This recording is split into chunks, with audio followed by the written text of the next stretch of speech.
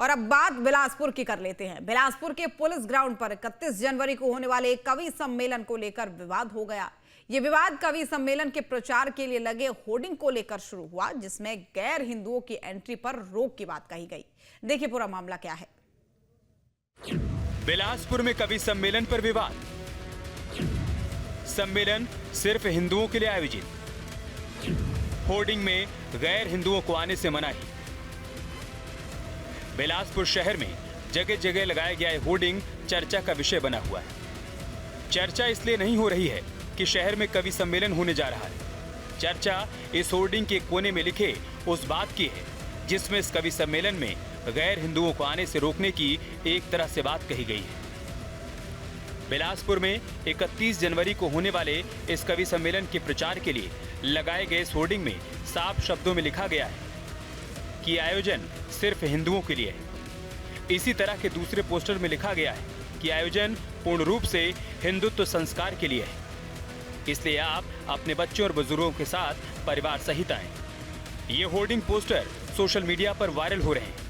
पूरे मामले पर पुलिस प्रशासन का कहना है कि नियमों का उल्लंघन हुआ तो आयोजकों पर कार्रवाई की जाएगी। बताया है, देखा हूं मैं। पुलिस ग्राउंड एक वहां पे विभिन्न प्रकार के सभी आयोजन होते हैं, विधिवत अनुमति ली जाती है। उसके लिए उसका चालान जो भी किराया है पर डे का 30,000 रुपये वो पटाया जाता है और विभिन्न शर्तों के अधीन वहां पे अनुमति दी जाती है।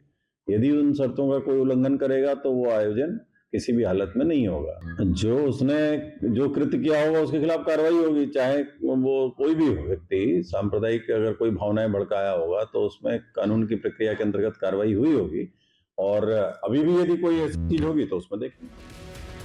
बिलासपुर के सर्व हिंदू समाज ने इस अखिल भारतीय हिंदू शौर्य कवि सम्मेलन का आयोजन किया है। बिलासपुर के पुलिस ग्राउंड में 31 जनवरी को ये कवि सम्मेलन आयोजित होगा।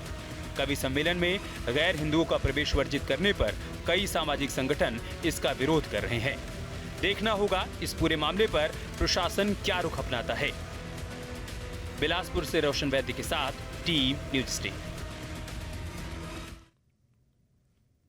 आपके मोबाइल पर तुरंत आएगी ब्रेकिंग न्यूज।